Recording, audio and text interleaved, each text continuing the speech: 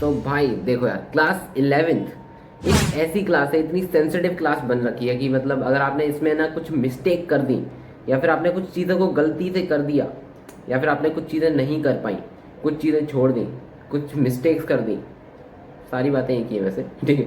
सो अगर आपने कुछ भी मिस्टेक्स कर दी ना यार, सो आपका रिग्रेट का पहाड़ बन के तैयार हो जाता है, जो कि फटता है क्लास 12th में।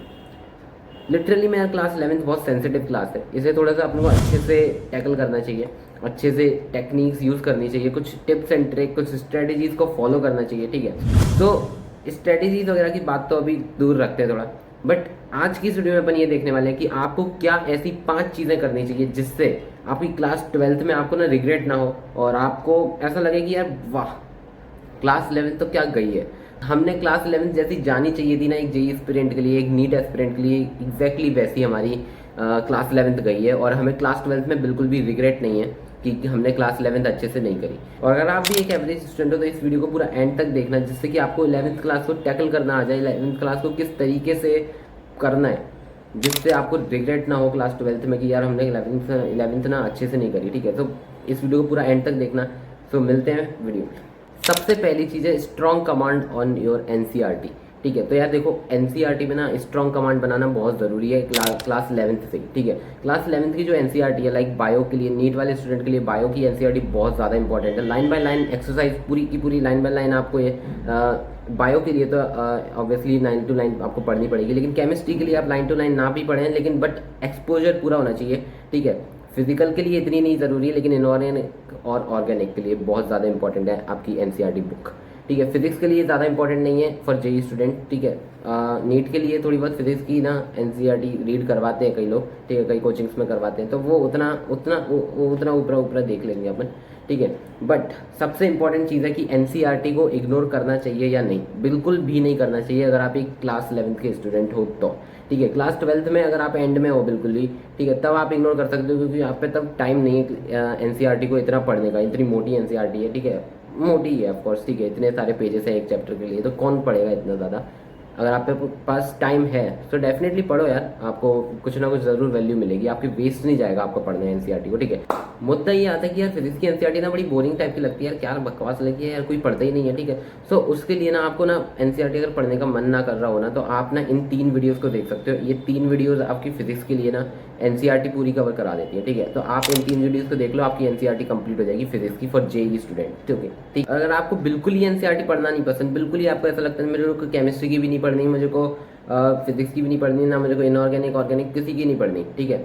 बायो की मैं नहीं बोलूँगा, क्योंकि बायो के लिए ना बिल्कुल ही एनसीईआरटी पढ़नी ही पड़ेगी आपको, आप कोई और ऑल्टरनेटिव है ही नहीं बायो के लिए, ठीक है। आपको बायो की एनसीईआरटी अगर आप नहीं पढ़ोगे तो आपका नीट नहीं ही निकलेगा, लिख के ले लो, ठीक है। तो बायो की एनसीईआरटी तो डेफिनेटली पढ़नी है, लेकिन जेई वालों के लिए ना एक छोटा सा ऑल्टरनेटिव है कि आप यूट्यूब वीडियोस देख सकते हो, कि मैं यहाँ पे यूट्यूब वीडियो की प्लेलिस्ट लगा दूंगा, ठीक है। तो वो आप देख सकते हो, ठीक है, जिससे कि आपकी एनसीईआरटी पूरी की पूरी कंप्लीटली कवर हो जाएगी, लाइन बाय लाइन आपकी सारी की सारी इंपॉर्टेंट चीज़ें इसमें देखने को मिल जाएंगी। तो आपको एक लाइन पढ़ने की ज़रूरत नहीं पड़ेगी, आपका बहुत ज़्यादा टाइम बचेगा, ठीक है। नीट वाले भी इसे देख सकते हैं for chemistry and physics. Second thing is that start solving any reference book earlier. So problem ये है कि यार जब भी आपके सामने ना कोई भी जेई का क्वेश्चन आता है, ठीक है, पीवाईक्यू अगर आप उठा के देखते हो ना, तो आपको ऐसा लगता है यार ये क्या है, आप उसे बड़ी गंदी नजर से देखते हो कि यार ये इतना गंदा क्वेश्चन दिख रहा है ना, मेरे से तो हो गई नहीं, तो आप स्किप कर देते हो, हटा, आसान करेंगे, सिर्फ हम ब्लॉक 10 बेस वाले क्वेश्चन करेंगे, एकदम बेसिक मैथ के, ठीक है। तो बड़े बड़े जो क्वेश्चंस आते हैं वो होते टफ नहीं है, बट आपको वो दिखने में गंदे लगते हैं, क्योंकि यार जेई का फॉर्मेट अगर आपको इजी दे देंगे ना तो आप हल कर लोगे। थोड़ा बहुत टफ बनाते हैं, उसे दिखने में टफ बनाते हैं, ना कि वो असल में टफ होता है, ठीक है। तो दिखने में आप मात खा जाते हो, आप उसे देखने का नज़रिया बदलो, ठीक है। तो देखने का नज़रिया बदलेगा कैसे आपका, आप जितनी रेफरेंस बुक को सॉल्व करोगे ना, उतना आपका डर खत्म होगा, ठीक है। क्वेश्चंस को देखने का नज़रिया बदलेगा। आप क्वेश्चंस को अभी देखते हो कि यार ये कितना टफ क्वेश्चन है यार, मेरे से नहीं हो पाएगा, ठीक है। बट अगर आपने ना वही 50 क्वेश्चंस उसी एक पर्टिकुलर टॉपिक से कर लिए रेफरेंस बुक से, तो आपको ना अब जब भी आप पीवाईक्यू देखोगे उस टॉपिक के, उस चैप्टर के, तो आपको लगेगा यार ये तो ऐसे होगा, ये दिखने में टफ लग रहा है, बट मैंने अपनी बुक में करा था, मैंने एक रेफरेंस बुक में करा था, ठीक है। मेरे पास भी बहुत सारी रेफरेंस बुक थी जब मैं जेई में था, ठीक है। 11th में मैंने RD शर्मा करी थी फॉर मैथ्स के लिए, ठीक है। तो ऐसे आप कई सारी रेफरेंस बुक ले सकते हो फॉर फिजिक्स, आप सिंगेज ले सकते हो, ठीक है। H.C. वर्मा ले सकते हो। तो बहुत सारी बुक्स रेफरेंस बुक हैं, आप कोई भी ले सकते हो। नो मैटर कि आपके पास कौन सी बुक है, सिर्फ इतना मैटर करता है कि आप उन्हें सॉल्व कर भी रहे हो या नहीं। क्योंकि यार आप तब ही ज़्यादा फेमिलियर हो पाओगे क्वेश्चन से जब आप क्वेश्चन प्रैक्टिस करोगे, ठीक है। तो क्वेश्चन प्रैक्टिस आपको बहुत ज़्यादा ध्यान देना पड़ेगा क्वेश्चन प्रैक्टिस पे, तब जाके आप जेई के एग्ज़ाम में बैठने लायक बनोगे, ठीक है। आप जेई के एग्ज़ाम में जब बैठोगे ना, तो आपको इतना बुरा रिग्रेट होगा कि यार मैं क्वेश्चन प्रैक्टिस कर लेता। क्योंकि अभी जो मेरे सामने क्वेश्चन आ रहे हैं ना, वो मैं देख के डर रहा हूँ। मेरे से बिल्कुल ही, मेरे को जो उसमें जो हिडन पार्ट है ना, हर क्वेश्चन में ना एक हिडन पार्ट होता है जिससे ना क्वेश्चन सॉल्व हो सकता है। तो वो हिडन पार्ट अगर आपने नहीं ढूंढ पाए तो गई आपकी नाव, डूब गई, ठीक है। लेकिन अगर आपने वो ढूंढ लिया, सोचो भाई, आपको आईआईटी मिलने से कोई भी नहीं रोक सकता। इसलिए जितना जल्दी हो सके क्लास 12th में आने से पहले कोई ना कोई रेफरेंस बुक को सॉल्व करना स्टार्ट कर दो, जिससे आपको क्लास 12th में भी कोई दिक्कत ना आए। कोई भी रेफरेंस बुक आप उठा के करना स्टार्ट कर सकते हो। आपको एक एक्सपीरियंस होगा कि कैसे किसी रेफरेंस को बुक को करते हैं, अगर आपने क्लास 11th में पहले कर रखा है तो। Third thing is that strengthen class 11th topic. यार जो भी आपके वीक टॉपिक्स है ना, मतलब क्लास 11th में ना कुछ आपके टॉपिक वीक रह जाएंगे, कुछ कच्चे टॉपिक्स रह जाएंगे, उन्हें लेके ना क्लास 12th में मत जाना यार, उन्हें ना अच्छे से कर ही लो, ठीक है। आपका थर्मोडायनेमिक वीक है तो आप क्लास 12th में सोचोगे यार मैं क्लास 12th के साथ साथ कर लूँ, ऐसी की तैसी, कुछ नहीं होने वाला। क्लास 12th के साथ तो बिल्कुल ही नहीं होने वाला, ठीक है। करना है तो अभी कर लो। आपका कोई भी टॉपिक वीक है, आपका काइनेटिक थ्योरी ऑफ गैसेस आपका वीक है, तो कर लो भाई उसे, क्लास 11th में ही उसे स्ट्रॉन्ग कर लो, तभी क्लास 12th में जाना, वरना तो भाई नैया आपकी डूब जाएगी। Now fourth thing is that learn from solving. यार ये मेरा ना पर्सनल फेवरेट टिप है जो मैं डेफिनेटली हर किसी को देना चाहूंगा। देखो दो तरीके के अप्रोच हो सकते हैं कि आप पहले किसी भी कॉन्सेप्ट को बुरी तरीके से पढ़ लो, एकदम मास्टर कर लो, फिर उसके बाद उसके सारे क्वेश्चन करो। एक और अप्रोच हो सकता है कि आप थोड़ा सा एक कॉन्सेप्ट को पढ़ लो, उसके बाद आप उसके बहुत सारे क्वेश्चंस करो, फिर उन क्वेश्चन से लर्निंग करो, ठीक है। उन क्वेश्चन से सीखो, तब जाके वो आपका कॉन्सेप्ट अपने आप मास्टर हो जाएगा, ठीक है। आप कुछ क्वेश्चंस करोगे ना तो आपको पता चल जाएगा यार आपने जो थोड़ा सा कॉन्सेप्ट को अपना बेसिक्स को करा था वो अब मास्टर हो चुका है। तो ये बहुत ज़्यादा इंपॉर्टेंट चीज़ है कि आप ना क्वेश्चन से सीख लो, क्वेश्चन से सीखो। आप कभी भी ना फ्री बैठे हो, कभी भी एकदम एकदम वेले बैठे हो ना, तो आप बस क्वेश्चन सॉल्विंग करना शुरू कर दो। कभी भी कैसे कोई भी क्वेश्चन सॉल्व करने लगो, ठीक है। आप फ्री बैठे हो तो फोन में निकाले, कुछ पीडीएफ निकाली, क्वेश्चन सॉल्व करने लगे, अपने डीपीपी करने लगे, ठीक है। इससे क्या होगा ना, आपको ना एक वॉरियर टाइप फील आएगा कि आप पे जैसे ही एक क्वेश्चन आपने टैकल करना शुरू कर दिया, आप किसी भी, आपको ऐसा तैयार होने की ज़रूरत नहीं है कि यार अब थोड़ा रिवीजन करने की ज़रूरत है, ये है वो फलाने का, नहीं। जैसे ही कभी भी कोई भी एकदम से आके बोल दे रैंडमली कि ये क्वेश्चन कर दो, आप हाँ लो कर दिया। ये वाला माइंडसेट होना चाहिए, एक वॉरियर माइंडसेट होना चाहिए। Now the fifth thing is that take class 11th seriously, don't let any chapter incomplete. Class 11th को ना डेफिनेटली थोड़ा सा सीरियसली लो और किसी भी चैप्टर को ना छोड़ो मत।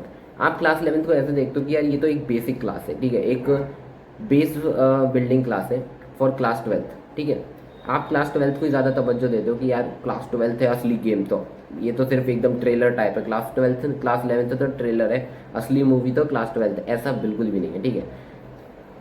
ये समझ सकते हो आप कि 50% गेम क्लास 11th का है, 50% क्लेम क्लास 12th का है, ठीक है। तो 50-50% अगर है, दोनों को इंपॉर्टेंस देनी चाहिए। इवन मैं तो कह रहा हूँ क्लास 11th को ज़्यादा इंपॉर्टेंस दो, क्योंकि क्लास 11th में आप यार एकदम नए होते हो, आपको एकदम 10th से 11th में शिफ्ट कर दिया, तो आपको बहुत ज़्यादा माइंड को अपने डेवलप करना पड़ेगा कि आप इतनी सारी टफ चीज़ों को झेल पाओ। क्योंकि अभी आप 10th में इतनी आसान करके आए, अब 11th में इतनी टफ चीज़ें दे दी, तो कैसे करोगे? अपने माइंडसेट को डेवलप करना पड़ेगा। तो ज़्यादा मेहनत आपको करनी पड़ेगी क्लास 11th में, ठीक है। डेफिनेटली आपको 12th में भी करनी पड़ेगी, बट 11th में इतना बड़ा शिफ्ट देखने को मिला है 10th से 11th में, तो डेफिनेटली आपको एक ज़्यादा थोड़ा सा तगड़ी मेहनत करनी पड़ेगी, तभी जाके आपके वो कॉन्सेप्ट बिल्ड हो पाएंगे, तभी जाके आपकी जो बेस फॉर्म है ना वो बेस फॉर्म हो पाएगा, ठीक है। एंड एक और बोनस टिप देना चाहूँगा यार कि आप कभी भी ऐसा मत सोचना कि आपका जो 11th के कुछ अगर बैकलॉग रह गए हैं तो वो आप क्लास 12th में कर लोगे, नहीं होगा भाई। क्लास 12th के साथ साथ ना आप सोचोगे कि 11th का भी बैकलॉग कर लोगे, ऐसा बिल्कुल भी नहीं हो सकता।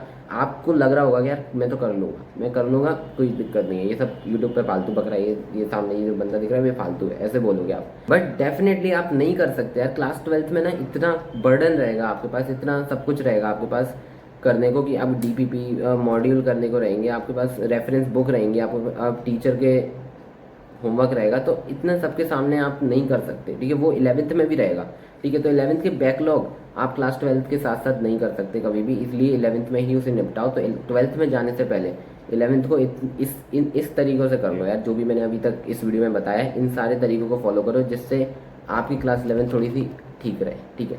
तो अभी से स्टार्ट कर दो इन सारी हैबिट्स को अपनी लाइफ में इंप्लीमेंट करने का, जिससे कि आपकी प्रिपरेशन नेक्स्ट लेवल हो जाए, ठीक। तो आज की इस वीडियो में इतना ही, एंड मिलते हैं अगली वीडियो में। Until then just keep growing and keep subscribing us. Bye bye, take care.